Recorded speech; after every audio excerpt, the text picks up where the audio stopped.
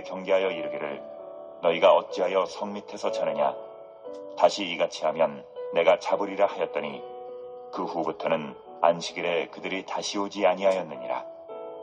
내가 또 레위 사람들에게 몸을 정결하게 하고 와서 성문을 지켜서 안식일을 거룩하게 하라 하였느니라. 내 하나님이여 나를 위하여 이 일도 기억하시옵고 주의 크신 은혜대로 나를 아끼시옵소서. 그때 내가 또 본즉 유다 사람이 아스돗과 암몬과 모압 여인을 맞아 아내로 삼았는데 그들의 자녀가 아스돗 방언을 절반쯤은 하여도 유다 방언은 못하니 그 하는 말이 각족 속의 방언이므로 내가 그들을 책망하고 저주하며 그들 중 몇 사람을 때리고 그들의 머리털을 뽑고 이르되 너희는 너희 딸들을 그들의 아들들에게 주지 말고 너희 아들들이나 너희를 위하여 그들의 딸을 데려오지 아니하겠다고 하나님을 가리켜 맹세하라 하고 또 이르기를 옛적에 이스라엘 왕 솔로몬이 이 일로 범죄하지 아니하였느냐. 그는 많은 나라 중에 비길 왕이 없이 하나님의 사랑을 입은 자라. 하나님이 그를 왕으로 삼아 온 이스라엘을 다스리게 하셨으나 이방 여인이 그를 범죄하게 하였나니 너희가 이방 여인을 아내로 맞아 이 모든 큰 악을 행하여 우리 하나님께 범죄하는 것을 우리가 어찌 용납하겠느냐. 지금으로부터 504년 전이었습니다. 1517년 정확히 10월 31일 독일 비텐베르크 성당 앞에서 한 소동이 일어났습니다. 수도사 복장을 한 어떤 수도사가 그 큰 성당 문 앞에 큰 종이를 붙이면서 큰 소리로 교회를 비판하고 정신 차리라고 외쳤던 겁니다. 이 수도사의 이름은 마르틴 루터. 당시 35살이었던 이 루터는 교회의 부패와 또 면죄부 판매 등을 이제 신랄하게 비판하였는데 그가 그 비텐베르크 성당 앞에 붙였던 것은 교회의 문제와 비판의 부패에 대한 것을 낱낱이 적은 이른바 이제 95개조 반박문이라는 것이었습니다. 당시 교회의 권력은 특히 교황의 그 힘은 절대적인 것이었고 교회를 부정하거나 비판을 하게 되면은 만약 그렇게 되면은 교황은 이제 파문이라는 것을 할 수가 있었고요. 이 파문을 당한 사람은 어떻게 되느냐? 너는 이제 교회의 일원이 더 이상 아니기 때문에 모든 자유와 권리를 박탈당하고 어떤 범죄를 당해도 누구도 책임지지 않는 일종의 사형 선고와 같은 것이었습니다. 루터는 목숨을 걸고 교회를 비판하고 95개조 반박문을 붙이며 정신 차리고 돌아올 것을 외쳤고 훗날 우리는 이 1517년 10월 31일을 종교개혁의 첫 시작일로 불리게 됩니다. 그렇다면 이 마르틴 루터가 왜 교회를 비판하고 95개나 되는 반박문을 붙이면서 교회를 향해서 정신 차려라 라고 외쳤을까요? 우리가 좀 유럽 역사, 세계사 이야기를 조금 하고 해야 좀 이야기가 되니까 조금 해보겠습니다. 시간을 좀 거슬러 올라가서 11세기 유럽에 있는 나라의 왕권이 하늘을 찌르는 시기였습니다. 유럽의 모든 나라들은 기독교를 믿었고 그 기독교 중심에는 수장인 교황이 있었습니다.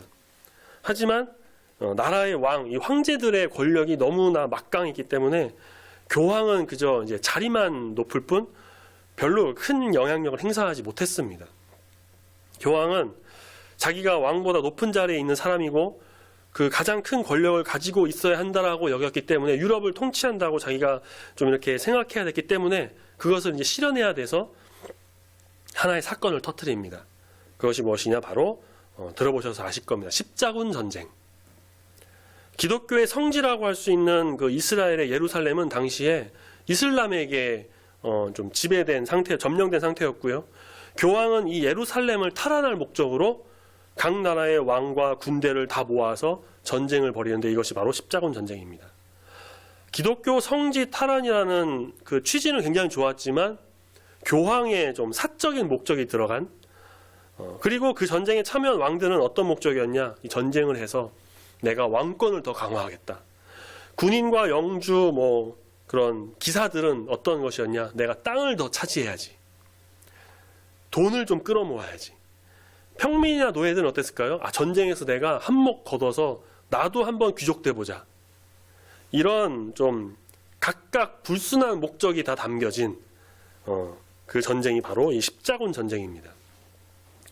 십자군 전쟁은 총 8차 원정까지 약 200년에 걸쳐서 일어났는데 결국 예루살렘을 끝내는 탈환하지 못하고 별 소득 없이 전쟁이 끝나게 됩니다. 권력 얻으려고 했던 교황의 힘은 전쟁에 예루살렘 탈환을 못했으니까 그 교황의 권력은 더 추락을 하게 되고요. 반대로 왕권은 더 강화됩니다.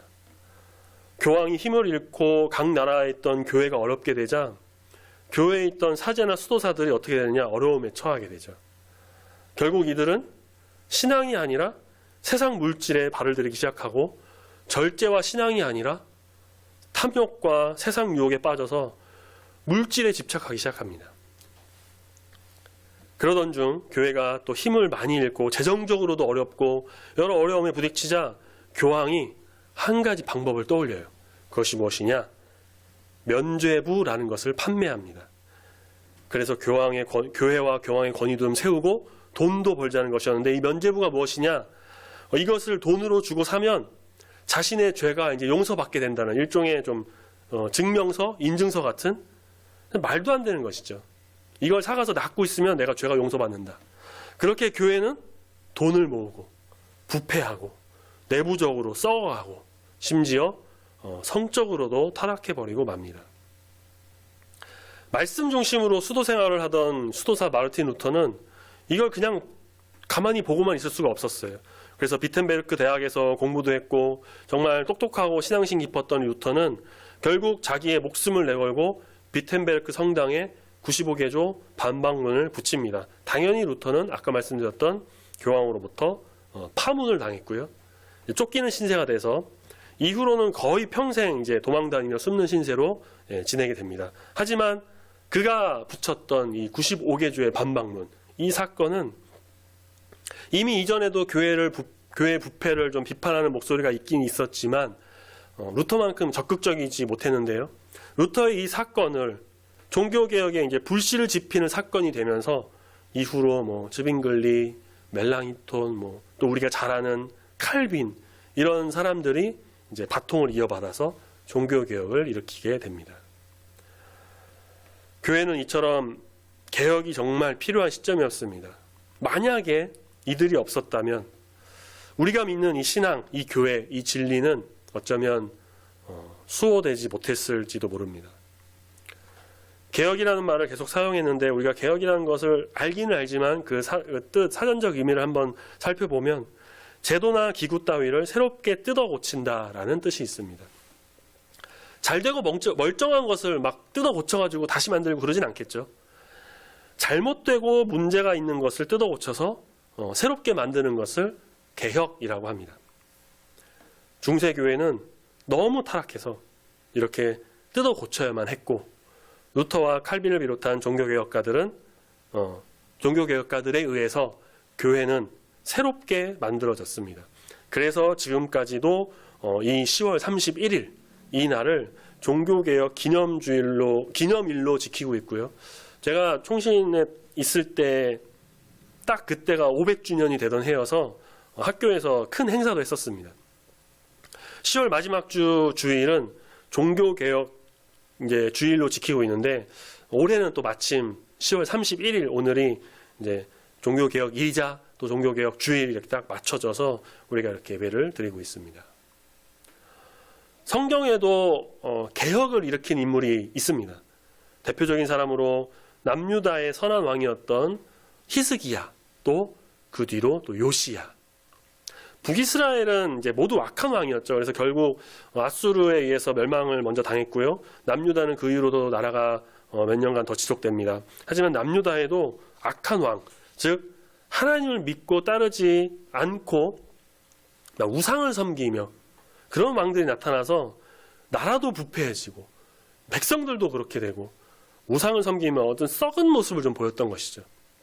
그 가운데 히스기야 그리고 또 요시야라고 하는 선한 왕이 나타나서 그 모든 우상을 다 부수고 우상을 믿는 그 사람들을 다 뜯어 고치고 우상의 제사장들을 다 죽이고 철저하게 개혁해서 하나님을 믿고 따릅니다. 물론 이 둘 위에도 다른 선한 왕들이 있었지만 이 둘만큼 철저하게 잘못된 것을 부수고 깨서 뜯어 고쳐서 그렇게 개혁을 일으켰던 왕은 없었습니다. 그런데 오늘 우리가 본 본문 말씀을 통해서 볼 개혁은 이 두 왕의 모습이 아니라 남유다가 바벨론에 의해서 멸망당하고 바벨론 포로로 끌려간 뒤 한 70년 정도가 지나서 예루살렘으로 귀환한 뒤의 지도자인 느헤미야, 이 느헤미야의 개혁에 대한 내용입니다. 우리가 지난 5월 마지막 주쯤이었던 것 같아요. 그때부터 8월 중순까지 수요 예배 시간에 느헤미야 말씀을 한 장씩 묵상해서 나눈 적이 있습니다.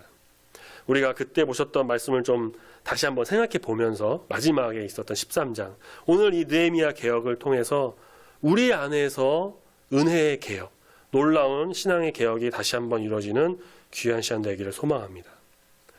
바벨론 포로 귀환은 총 3차에 걸쳐서 이루어졌습니다. 1차 귀환은 스룹바벨, 2차 귀환은 에스라, 느헤미야 말씀 전에 있는 에스라, 그리고 마지막 3차 귀환이 이 느헤미야에 의해서 이루어졌는데, 느헤미야는 바벨론 왕의 술관원으로 있었죠. 예루살렘에 있던 동포들이 큰 환난과 어려움을 겪고 있다는 소식을 듣습니다. 바벨론 왕에게 사정을 하고 허락을 받아서 예루살렘 총독으로 임명돼서 예루살렘에 가게 되는데, 정말 소식을 들었던 것처럼 많은 동포들이, 유다 백성들이 큰 환난과 어려움에 처해 있었던 것을 보게 됩니다. 느헤미야는 가장 먼저 예루살렘 성벽을 재건합니다. 성전은 1차 기한 때 스룹바벨에 의해서 재건이 됐고, 성벽을 다시 재건합니다. 당시 고대 근동에서는 이 도시의 경계를 이루는 것이 바로 이 성벽이었습니다. 성벽은 근데 단순히 도시 경계만을 정하는 것뿐만 아니라 적의 공격으로부터도 보호하고 어떤 바람이나 자연 재해 그런 것들로부터도 보호하는 아주 중요한 역할을 하는 것이 성벽이었어요. 산발락과 도비아 같은 사람들이 좀 온갖 방해를 했지만 느헤미야는 백성들과 함께 탁월한 리더십을 발휘해서 또 하나님의 은혜로 52일 만에 이 성벽을 재건을 합니다. 느헤미야는 여러 제도적인 것들도 고쳤습니다. 관리자들을 세우고요. 체계적으로 사람들을 다스리는 어떤 시스템을 구축했습니다. 느헤미야는 특히 자기의 그러니까 월급, 자기가 받아야 할 그 봉독을 받지도 않으면서 어려운 동포들을 돕는 이 좀 솔선수범하는 모습까지도 보였습니다. 느헤미야는 예루살렘 총독이라는 그 권력을 막 남용하지는 않았고, 하지만 때에 따라서는 필요에 따라 그 힘을 또 이용하기도 했고요. 그렇게 예루살렘 재건에 힘썼습니다. 결국 느헤미야가 없어도 좀 어느 정도 이제 안정을 되찾고 어느 정도 이제 지낼 수 있을 것 같아서, 마침 또 느헤미야가 왕과 약속한 기간이 다 돼서 느헤미야는 이제 다시 바벨론으로 돌아가 자기의 그 술관원의 직무를 하게 됩니다. 그런데 여기서 문제가 생깁니다.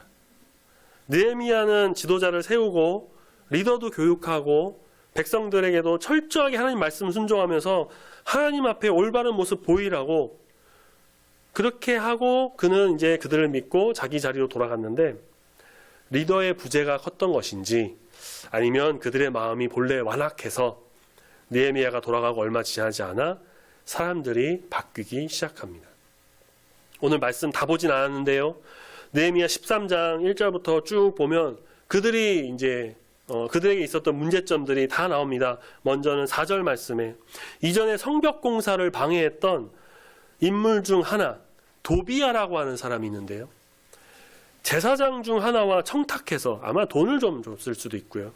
어쨌든 청탁되어서 그에게 이제 방을 하나 얻어 지내는데, 그 방이 어떤 방이었냐?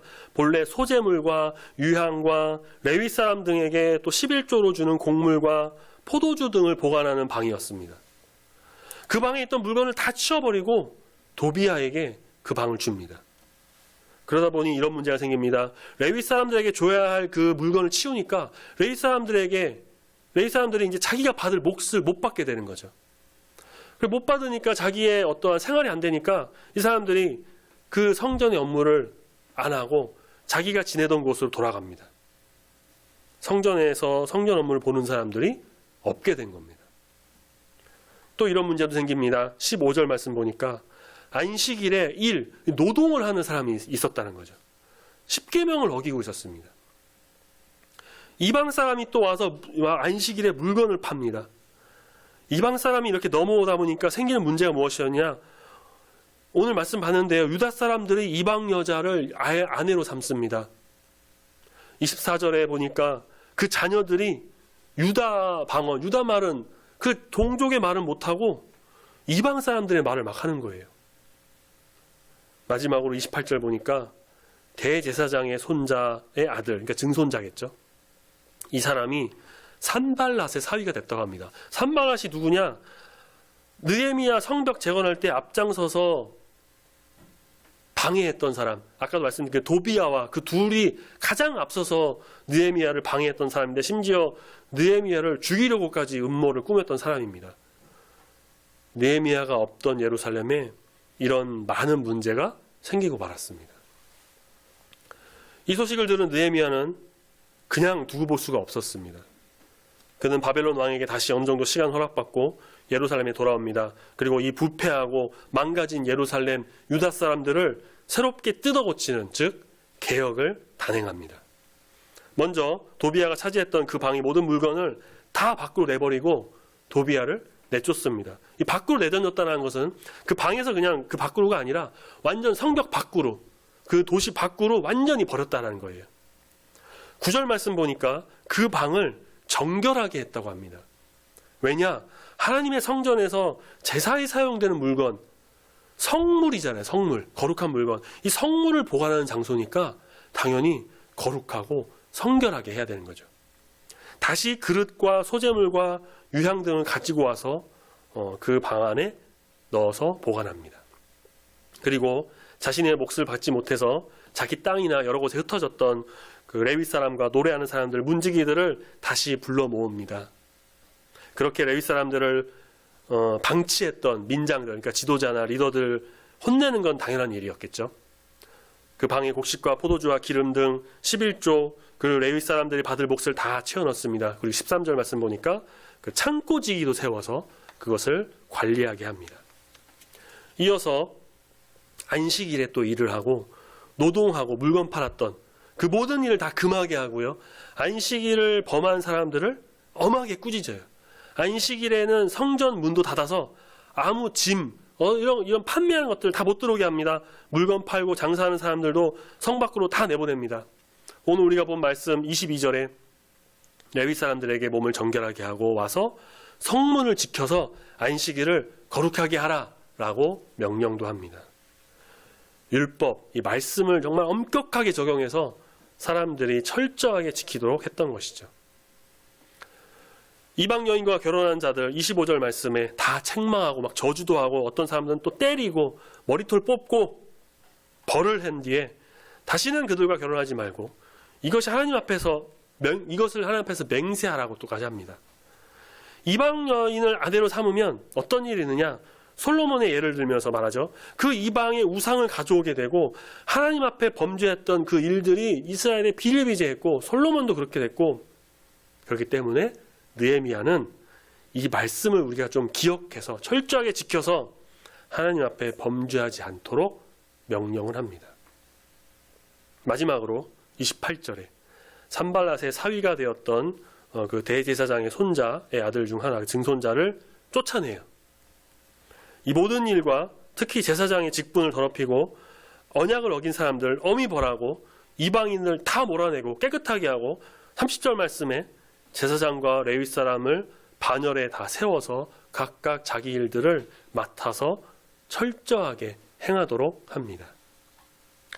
이 모든 일을 느헤미야가 와서 다 이끌었습니다.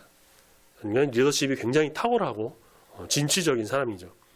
동시에 느헤미야는 하나님을 정말 절대적으로 신뢰하고 오직 믿음으로 나갔던 사람입니다. 오직 말씀 중심, 또한 동족을 정말 사랑한 사람이었습니다. 느헤미야는 예루살렘 유다 사람들이 부패하고 망가지는 것을 그냥 두고 볼 수 없었고 오직 하나님 앞에서 바로 설 민족 되기를 바라는 마음으로 이 모든 것을 다 뜯어 고치고 개혁을 실행했습니다. 느헤미야의 개혁은 우리가 잘 아는 그 남유다의 왕 히스기야 요시야의 개혁만큼이나 대대적으로 실행을 했고 철저하게 행했고 이스라엘 역사에 있어서 정말 중요한 일이 됩니다. 느헤미야의 이런 개혁으로 정말 예루살렘과 유다 사람들은 다시 정신 차리고 올바르게 모든 것을 바로잡아서 잘 지내는 것처럼 보였습니다. 정말 안타깝게도 시간이 더 흐른 뒤에 약 한 100년 정도 지난 뒤에 이제 말라기 선지자 말씀을 보면 이들이 또 다시 죄로 돌아갔고 하나님 말씀에 순종하지 않고 어떤 잘못된 신앙관, 잘못된 11조 그런 것들을 임해서 좀 책망을 받게 됩니다. 하나님 믿는 사람이라면 좀 끝까지 하나님 잘 믿고 자손들에게도 좋은 신앙의 어떤 유산을 물려줘야 되는데, 그래서 정말 하나님의 온전한 사람, 온전한 가정, 온전한 나라를 만들어 나가야 하는데, 신앙으로 바로 서야 하는데 세상 유혹과 물질, 좀 욕심, 교만 등으로 다시 죄를 짓는 모습은 좀 안타까운 것 같습니다. 자, 그렇다면 이 루터의, 칼빈의 그 종교개혁, 그리고 느헤미야의 개혁이 우리에게 어떤 의미를 줄까? 루터와 칼빈과 같은 종교개혁가들이 부패하고 죄를 짓는 그 교회를 새롭게 뜯어 고쳐서 올바른 모습으로 갈 수 있도록 개혁한 것처럼, 느헤미야가 하나님으로부터 돌아서서 죄를 짓고 안 좋은 모습을 보이는 이 예루살렘 유다 백성들을 뜯어 고쳐서 다시금 하나님 앞에 올바른 모습을 보일 수 있도록 개혁한 것처럼, 또 좀 더 나아가서 히스기야와 요시야 왕이 모든 우상을 부수고 유월절을 철저하게 대대적으로 지키고 정말 다윗과 같은 모습으로 하나님 앞에 나가 모든 나라를 뜯어 고쳐서 새롭게 개혁한 것처럼, 우리는 우리 자신을 매일매일, 나 자신을 매 순간 뜯어 고쳐서 나를 새롭게 해서 죄의 길, 세상의 길, 유혹의 길로 가는 것이 아니라 내가 하나님의 길, 올바르게 갈 수 있도록 나 자신을 매일매일 개혁하면서 나가야 한다는 것입니다. 개혁이라고 하는 것이 어떤 제도나 나라, 민족을 뜯어 고쳐서 그런 큰 일만 해당되는 것이 아닙니다. 만약 그렇게 된다면요, 우리가 좀 힘을 모아서, 교회들이 힘을 모아서 이 교회를 좀 뜯어 고치고, 교단 많이 갈라졌죠. 갈라진 교단 막 통합시키고 우리나라 종교개혁을 일으키고 막 그래야 될까요? 제가 신대원에 있을 때 한 교수님이 이제 농담처럼 이런 말씀 하신 적이 있습니다. 우리나라에 교단이 너무 많이 갈라섰고, 뭐 장로교, 감리교, 성결교 뭐 다 많죠. 특히 이제 또 장로교 같은 경우는 크고 작은 교단이 한 100개 정도 있습니다. 너무 이해관계도 다르고 서로 욕심이 좀 내세우다 보니까 너무 오랜 시간 이런 모습이 고착돼서 우리나라는 칼빈과 같은 사람이 와도 종교개혁 일어나기 어렵다, 뭐 이런 식으로 좀 농담처럼 말씀하신 적이 있는데, 우리가 하기 어렵습니다. 게다가 우리나라는 또 종교의 자유도 있어서 기독교만 있는 것도 아니잖아요. 우리가 할 수 있는 것은 무엇일까요? 그러면 아까 말씀드린 것처럼 나를 개혁하는 거죠. 나를 개혁시키는 겁니다. 나를 새롭게 뜯어 고치는 겁니다. 나를 매일매일 다시 새롭게, 더 새롭게 만들어 나가는 것입니다. 이게 좀 어려울 것 같다라는 생각이 드시는 분이 계실지 모르겠습니다. 아니요, 우리가 충분히 나를 개혁할 수 있습니다. 첫 번째는 뭘까요? 회개입니다. 회개. 나의 죄를 주님 앞에 내려놓고 내가 죄인임을 철저하게 깨닫고 인정해서 주 앞에 회개하며 나가는 겁니다. 개혁의 첫 시작은 바로 이 회개에서 비롯됩니다. 이전 것은 지나갔으니 보라, 새 것이 되었도다. 오늘 주보 광고 말씀에서 묵상할 말씀으로 읽은 시편 51편의 말씀, 내 안에 정직한 영을 새롭게 하소서. 새롭게. 우리는 우리 죄를 주 앞에 고백하고 회개함으로 이전에 더럽고 추악하고 악한 모든 것을 좀 깨끗이 씻어버려서, 그래서 그것을 뜯어 고쳐서 정한 마음을 창조하시는 하나님을 의지함으로 새롭게 그렇게 회개함으로 개혁하며 나가야 한다는 것입니다. 우리는 또한 매일 기도해야 합니다. 매일 찬송 부르고 매일 말씀 보고, 이 매일매일의 경건의 생활, 또 말씀드리죠. 이 경건의 생활, 경건의 삶이 바로 나를 개혁하는 겁니다. 이렇게 주일날 예배드리는 것 굉장히 중요하고 십계명을 지키는 일이죠. 그렇지만 주일이 아닌 평소 일상의 삶 속에서도 우리가 항상 좀 예배드리는 마음, 이 경건의 삶을 지냄으로 인해서 죄의 길로 가지 않고 의의 길로 가도록 나 자신을 계속해서 끊임없이 개혁해 나가야만 합니다. 뜯어 고쳐야 합니다. 왜냐? 사람은 너무나 연약한 존재이기 때문에 유혹에 빠지기도 쉽고 내 맘대로도 하고 싶고 내 욕심을 채우고 싶고 그렇기 때문입니다. 그래서 우리는 정신을 차리고 말씀에 의지해서 기도함으로 하나님 앞에 온전한 모습으로 나가는 이것이 나를 개혁시키는 것입니다. 개혁신학, 개혁신앙, 개혁교회 이런 말을 합니다. 신학적으로 보면은 정의도 어렵고 내용도 어려울 수 있지만 사실 개혁신앙이라고 하는 것이 그렇게 어려운 것이 아닙니다. 나를 계속 말씀드리지만 나 자신을 매일매일 새롭게 뜯어 고치면 되는 겁니다. 루터나 칼빈과 같은 종교개혁가들이 교회를 뜯어 고쳤던 것처럼 느헤미야, 히스기야, 요시야가 백성을 뜯어 고쳤던 것처럼 다시금 하나님 앞에 올바르게 서도록 노력했던 것처럼 이제는 나를 뜯어 고치고 나라는 존재가 좀 부서지고 깨지고 그래서 하나님 앞에 순금과 같이 정금과 같이 바로서는 주의 자녀가 되도록 나를 고치고 다듬고 연단하여서 그렇게 개혁시켜서 하나님 앞에 바로서는 참된 그리스도인으로서의 삶을 살아가는 우리 모두가 되기를 소망합니다. 아멘. 하나님은 바로 이것을 원하고 계십니다. 하나님이 원하시는 것 번제, 살찐 송아지, 기름진 제물, 11조 그걸 원하시는 것이 아니라 우리 자신이 정말 정결하고 거룩하게 내 온몸과 마음을 들여서 주님 앞에 올바르게 서는 것, 죄에 속하여서 악한 길 가는 것이 아니라 나쁜 것을 뜯어 고쳐서 내가 다시금 새롭게 만들어져서 개혁시켜서 주님 앞에 바로 서서 그 의의 길, 십자가의 길로 가는 것을 주님께서 원하고 계신 겁니다. 그렇게 고치고 새롭게 되면은 마음에서 우러나와서 저절로 예배드리고 저절로 감사하고 저절로 예물드리고 11조하고 그렇게 주님 앞에 나가게 되는 것입니다. 개혁이라고 하는 의미를 우리가 잘 기억해서 정말 참된 주의 자녀, 참된 성도, 거룩한 성도, 아름다운 모습 보여드리는 합당한 주의 백성이 되는 우리 모두가 다 되기를 소망합니다. 아멘. 요즘 아이들이나 젊은 세대들에게 10월 31일이 무슨 날이냐, 오늘 무슨 날이냐 물어보면 뭐라고 말하는지 아시나요? 뉴스도 보고 인터넷이나 또 보시면 다 아시겠지만 대부분 이제 할로윈 데이라고 합니다. 아침에도 기사를 하나 보니까 어제 이태원에서 난리 났었다고 하죠. 할로윈 축제하느라 뭐 사람들 미어 터지고 그 유명한 드라마 아시죠? 오징어 게임 그 막 가면 탈도 쓰고 나오고 이 할로윈 데이가 근데 무슨 날인지 아시나요? 우리나라 무슨 데이 많죠. 발렌타인데이, 이제 11월 11일이면 또 빼빼로 데이 막 그러는데 할로윈은 무슨 날일까? 많은 분들이 이 할로윈이 미국의 어떤 풍습으로 알고 계시는데 사실 뭐 미국에서 제일 크게 행사나 축제를 하죠. 또 우리나라에 이렇게 건너온 것도 미국에서 건너온 게 맞고요. 그런데 할로윈은 미국에서 유래한 날이 아닙니다. 미국 사람들에게 할로윈 유래를 묻거나 어떤 날인지 물어보면 인터넷 영상을 보는 게 있는데 몰라요. 다들 몰라요. 무슨 날인지 몰라요. 유래도 몰라요. 그저 그냥 축제 즐기고 놀고 싶어서 그 할로윈 즐기는 거라고 합니다. 할로윈의 기원은 어디로 가느냐? 영국 아일랜드로 갑니다. 아일랜드에 주로 거주했던 민족인 그 켈트족.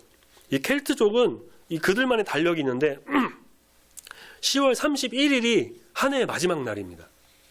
그래서 이들은 어떤 생각이 있었냐면 한 해 마무리해서 새해를 맞이할 준비를 하는 이때에 근데 해를 넘어가는 이 시점에 어떤 일이 일어나느냐?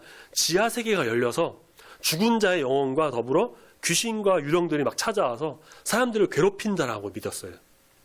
그래서 사람들은 10월 31일에 어떻게 하느냐? 귀신과 유령의 탈을 자기들이 써서 자기가 귀신들이나 유령처럼 보이는, 그러니까 귀신이나 유령이 와서 자기들 보고 너도 귀신 탈 썼으니까 귀신이네, 똑같은 죽은 영혼이네, 그렇게 믿게 만들었다고 합니다. 한마디로 뭐냐면 내가 귀신이 되고 귀신을 기리는 죽은 자를 달래는 그런 날인 것이죠. 이 풍습이 좀 시간이 흐르면서 점점 더 커지고 축제가 되고 영국에서 이제 미국으로 건너간 켈트족이 미국에서도 이 풍습을 좀 계속 지키는데 또 나름대로 축제도 벌이는데 시간이 점점 흐르면서 축제를 좋아하고 즐기기 좋아하는 미국 사람들이 이 할로윈을 큰 축제로 더 만들어서 지금까지 이르게 된 겁니다. 미국에서 유래한 것도 아니고요. 우리나라에서 나올 법한 기념일은 더더욱 아니라는 것이죠. 그런데 10월 마지막 주간이 되면 우리나라에서도 어김없이 할로윈을 알리는 여러 장식과 기념품을 판매합니다. 제일 유명한 것이 그 호박 모양으로 된 귀신 그런 모양이 있죠. 재고랜턴이라고 하는데, 사실 우리나라는 말씀드린 것처럼 할로윈과 전혀 상관이 없습니다. 무관한 날이에요. 굳이 지키고 행사를 하는 것도 아무 의미가 없어요. 그냥 상술이죠. 돈 벌려고, 놀려고. 이날의 유래를 지금 청소년과 학생들, 젊은 세대는 아무도 모를 겁니다. 인터넷 찾아보지 않는 이상 몰라요. 그저 귀신 탈쓰고 거리 나가서 사람들하고 놀고 술 마시고 그런 걸 즐길 뿐이죠. 어제 말씀드렸던 그 이태원 사람들 바글바글 코로나 때문에 경찰들이 제재하는데도 듣지도 않고. 할로윈은 귀신을 기리는 날입니다. 할로윈은 귀신의 날이에요. 귀신을 위한 날. 그래서 저는 1년 중에 이 할로윈을 가장 싫어합니다. 제가 부교육자로 있었던 교회에서도 중고등부 이제 청년들에게 예배 드릴 때 이 10월 마지막 주에는 항상 이 얘기를 했어요. 매년 한 번도 빠지지 않고. 나라도 이 아이들에게, 이 젊은 세대에게 좀 알려줘서 각인시켜서 정신 차리고 귀신의 날인 할로윈 빠지지 말고 우리의 신앙과 교회를 위해서 이 만들게 해준 이 목숨 바친 종교개혁자들 좀 기리고 생각하면서 나 자신을 뜯어 고치자는 그런 말씀을 좀 전했죠. 적어도 내가 말씀을 전할 수 있는 곳에서는 계속 이것을 알리자는 취지였습니다. 그리고 저는 중부교회에서도 어김없이 지금 이 말씀을 전하고 있고요. 그리고 저는 내년에도, 내후년에도, 그 후년에도 앞으로도 계속 쭉 10월 마지막 주에는 이 메시지를 전할 겁니다. 그냥 아이들 노는 거니까 괜찮지 뭐. 그냥 즐기고 마는 건데 뭐 어때? 함께 즐기면 좋지. 굳이 그렇게 열변을 토할 필요가 있을까? 사탄은 바로 이 작은 것부터 시작합니다. 하나님을 잊게 만들고요. 종교개혁을 잊게 만들고 신앙을 작아지게 만들고 대신 할로윈 파티, 할로윈 선물, 할로윈 축제, 기념품, 복장. 어떤 유치원에서는 할로윈 파티도 열어서 애들이 등원할 때 이미 막 마녀 복장, 귀신 복장 입고 가더라고요. 그래서 밖에 나가서 사람들과 어울리고 놀고 유흥을 즐기고 할로윈에 젊은 세대들의 성적인 문제와 사건, 사고는 이미 심각하게 일어난다는 보고가 벌써부터 있었습니다. 그렇다고 해서 우리 여기 모인 성도님들께서 뭐 할로윈 막 즐기고 그런다는 말씀 드리는 건 아니에요. 지금 세대가, 이 시대가 지금 그렇게 흘러가고 있는데 우리가 먼저 나 자신을 좀 개혁시키고 정말 나를 뜯어 고쳐서 새롭게, 더 새롭게 느헤미야가 온 힘을 다해서 정말 모든 노력을 쏟아 부어서 다시금 예루살렘을 거룩하게 만들려고 노력했던 것처럼 나를 좀 정말 노력해서 나를 뜯어 고치고 우리는 끊임없이 부단히 노력해서 나를 거룩하게 만들어 나가고요. 더 나아가서는 우리의 자녀들, 우리의 다음 세대들, 우리의 젊은 세대들, 우리의 나라와 교회를 이끌어갈 이 미래의 주역들이 할로윈과 같은 귀신의 날에 빠져서 죄의 길로 가는 것이 아니라 개혁 신앙을 알고 종교 개혁을 알고 성경에서 모든 썩어진 것을 뜯어 고쳐서 하나님 보시기에 합당한 모습으로 보이기에 노력했던 이 모습들을, 느헤미야 같은 이 모습들을 봄으로 인해서 그들도 새롭게 개혁하고 주님의 아름다운 일을 위해 더 멀리, 더 온전하게 퍼져나갈 수 있도록 우리가 기도하면서 또 자녀도 양육하면서 가르치면서 개혁해 나가야 할 것입니다. 제가 뭐 딱히 좋아하는 인물은 아니지만 유명한 고대 철학가 소크라테스가 이런 말을 했습니다. 너 자신을 좀 알아라. 너 자신을 알라. 딱 좋은 말인 것 같아요. 우리는 우리가 누구인지를 깨달아야 합니다. 잘 알아야 합니다. 우리는 누굽니까? 하나님의 자녀, 하나님의 백성, 그리스도인, 거룩한 성도. 우리가 그런 존재임을 항상 기억해서 죄악으로 물든 모든 것을 다 버리고 새롭게 뜯어 고쳐서 나를 다시금 만들어서 매일매일 평생 개혁해 나가는, 그래서 하나님 보시기에 합당한 주의 자녀로 거듭나는 우리 중부교회 모든 성도님들이 다 되시기를 소망합니다. 아멘.